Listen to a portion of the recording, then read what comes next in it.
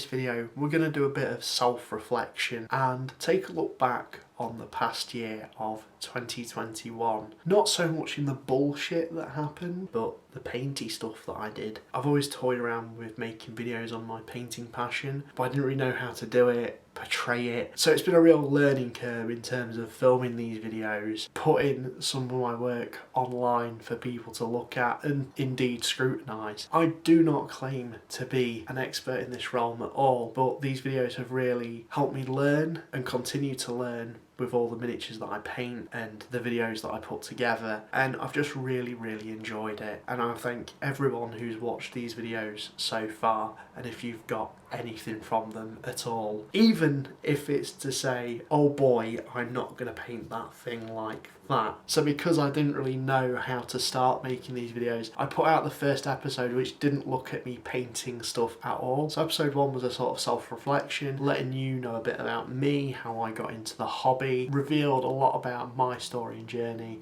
and I hope at the very least it maybe inspires someone who sees that one day to take up miniature painting. So episode 1 actually pushed me down the rabbit hole. Episode 2 I really needed to kind of do a paint, and do a paint is what I did. It's the first time I've ever filmed myself painting or doing something like that, and I thought I learnt a lot filming wise by doing it. I'm not super proud of the paint job I did on that Lando miniature, and I think I did subsequently later touch it up a little bit, but in terms of like getting a sort of flow and pace for a video, it gave me an idea as to how these videos were going to work. Episode 3, of which was the kit bash, I have to say that's my favourite miniature I've painted this year. I'm super proud of how Balram came out. A character that was in my head and translated into a little plastic model. I can't stress enough how happy I am with that model and the actual video itself. I think the video was maybe a little bit too long potentially, but I'm really proud of that as a documentation of the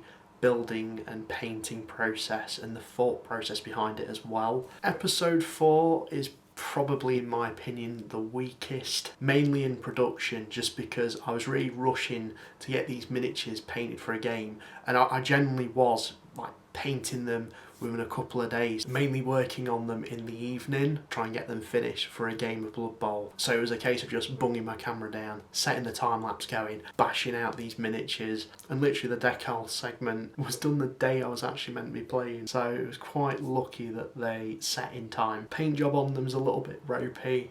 I think I did touch them up, but as an example of match painting and kind of like the mad scramble, I think it definitely comes across in that video. Episode 5, I was kind of sat there thinking, right, what can I work on next? So I kind of went into my old Hammer box and picked out just a random thing, literally how I did it in the video, and ran with painting a Dark Eldar, of which, funnily enough, Games Workshop did re-release the box set that Dark Eldar was a part of as a made-to-order thing, just at the start of this year, at least for a limited time. Very tempted to get it, but managed to stop myself. Side note there. I'm happy with the miniature, but the main thing that I'm really happy with and really pleased with, and it just satisfied me when I'd finished filming it, was the time lapse. I set my camera up for ages, left it running, I went out with my mates for a drink, bev or two, came back, I thought, oh, something's definitely going to go wrong, camera's going to cut out, something's going to happen where it's not going to work. It worked. I was chuffed with that shot. Episode 6 on basing did feature a lot about basing to begin with. I didn't use any basing material at all. I think the video where I build Balram and paint him up was a better example in basing than the video that I titled basing. But I think demonstrating how a base can create a sense of scale, that's what I was going for. It maybe wasn't an episode particularly about basing, but I thought I'd include that as well. So not my favourite video, and I do want to kind of make amends for that and do a video where I do work on an actual custom base with basing material. Episode 7 I painted up a vehicle, and because of that previous video on basing, I think I tried to make amends with this one. Vehicles are super easy to paint. Honestly, they're a great starter model to work on, and I think you can do a lot with them with weathering, and it can be simple weathering as well, like I demonstrated in the video. The paint job I did on that was super basic, but I really think it was quite effective. You'll have to let me know, and certainly that's what I want from these videos. If you see something that I do and you think that's dumb or I can do it better, tell me. Honestly, I'm all about that. That's how you grow. you know, you have to accept feedback, and if you think something I've done is naff, don't say, oh, it's great, tell me it's naff, please. For what it is, I was quite happy with the ATST, and I'm definitely going to have to try and get it in a game of Legion when I can. And finally, the last video I made for 2021, the big one, the box set. Painting the terrain and the measuring rulers and sticks, the orcs, the Death Corps of Krieg. It was a mammoth of a challenge. Even more of a challenge because during that time, because I don't think I mentioned it in that video actually, I was in the process of moving, so I'd started working on it at my previous flat. I was super happy that I did manage to finish it all in the end. Now, I was working on an episode 9. Admittedly, I got fatigued with it, so that's why this is episode 9. Which fits in quite nicely because it's about review and reflection about the videos that I've made. The next one I'm working on, epic scale miniatures. There's a bit of a tease for what's next. And they're so tiny, there's a lot to work on. Did I mention the historical? The historical. So that's what that video is about, historical mini painting. I'm going to be honest, I'm not vibing with it. I'm just not enjoying painting the miniatures because they're so fiddly, they're so small. I'm kind of liking how broad brush strokes you can do with them to kind of bring them out. You don't need to be uber intricate, but at the same time, because of the amount that I bought, I probably shouldn't have bought another set of them. Yeah, it's proving to be quite a challenge, but I do like a challenge. I think it's important to challenge yourself because that way you can find out what you like doing, what you don't like doing, and also doing different projects you get a sort of sense of different ways you can do things, maybe a source of inspiration, I don't know. I think this challenge for me is more on persistence and really trying to force myself to stick with it. So we'll see if we get it done. It might get pushed back again and I'll work on another video. If I get it done, it's a testament to the fact that I've stuck to what I've just said. So naturally, because they're not painted and are still a work in progress, they haven't made the 2021 cut of miniatures painted on camera, but I think 61 completed painted miniatures on camera is a pretty good stint. Well, that's not all that I painted this year.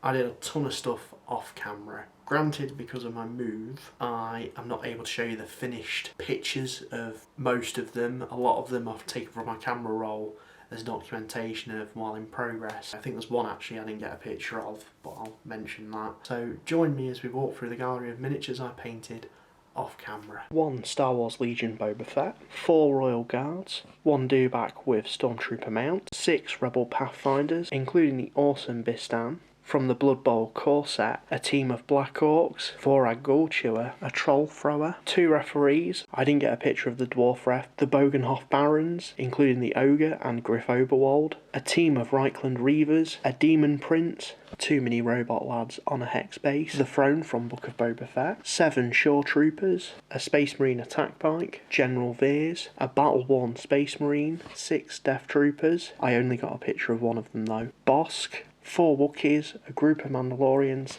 and Sabine Wren. Also a side deviation, I went to Warhammer World where I got this awesome Noise Marine direct to Krennic, and from the Battle in Balin's Tomb board game, the Fellowship, Moria Goblins, and a Cave Troll. That brings my off-camera count to 110, adding that with my on-camera count of 61. Altogether, I did 171 models. So that was 2021. What better way to kick off 2022 and painting my first mini of the year. Red Gobbo on Squig, and I'll be answering the 2 questions I received from my call out on Instagram. Honestly, I wasn't expecting anyone to ask a question, quite frankly. So thank you. Legends of Lewis asks, I got a Games Workshop paint starter set for my 3D printer. Jammy, get! Any beginner tips? With a 3D printer, you're certainly not going to be limited with what you can do. That being said though, try and work on project one at a time. Try not to amass a stack of models, as that can create fatigue. I know it does for some people. Other people do see it as an opportunity. I'm personally someone that tries to get models complete before buying or obtaining the next one. I can see both sides of the argument. There's tons of different techniques and schools of thoughts on the tools and types of paints, but just find stuff that works for you. Key tips would be prime your miniatures following the instructions on your can, thin your paint, or use a wet palette. A wet palette's brilliant, look into some of the tutorials online. And thirdly, 2 thin coats. Just get stuck in, get experimenting, and have fun with it. And just find a technique that works for you. Try not to compare your work to everyone else's. Certainly look at other people's work, but never compare yourself to them. Miniature painting isn't a race, but if it was, it would just be against yourself. Also, it's probably good to note at this point, you're wondering why I'm painting the red gobbo blue. Well, it's my mini, I do what I want. Collector Code 1993 asks, have you ever thought about doing custom black series? What this channel is predominantly about. Figgies. And it is certainly something I have thought about. I've got a spare Cad Bane, of which I'm tempted to just use the head, try and find a clone body, and make Cad Bane in Dinar's armour. I've got a spare Grand Admiral Thrawn that I would love to get the General Veers armour. I know some people are 3D printing them, or I could just get a second General Veers, use the armour from that and the helmet, repaint it white. Super easy to do, add a few little details here and there. And then I've got a Thrawn from Rebels 0 Hour, added with the stuff that people are 3D printing now, you know, accessories, diorama pieces, actual full figures as well, which is insane to me. The possibilities are endless. Take for example these 3D printed goggles and datapad that I've got for tech. There's people now making stuff that Hasbro are just, I don't know how they're incapable of missing a detail like that, but when Hasbro misses it, you can guarantee someone on the internet will make it. The third party stuff is great. Touching base on a figure that's non-Star Wars though, and I thought I'd share with you guys. McFarlane Toys did a blank Space Marine Intercessor that you can paint up. I always seem to go for Ultramarines, I don't know why, but I challenged myself and I did it in the Imperial Fist colour scheme. So many things I'm proud of with that. I just wish I knew of a way to seal the paint down. I know there's not really a way to do it on the joints, but yeah, just sealing paint on figures particularly is something that I definitely need to look into. Particularly one of my dreams is to have an action figure of myself in my own clone armour or something. Not sure why there isn't a company now doing that. I feel like there should be. Yeah, if someone comes along or if someone knows of a company that does something like that, hit me up, because I'd love to have an action figure of myself. As vain as it sounds, I think that's every FIGGIE collector's dream. So that's 2021 wrapped up and reviewed, questions answered. Let's take a look at the first mini that I painted for 2022.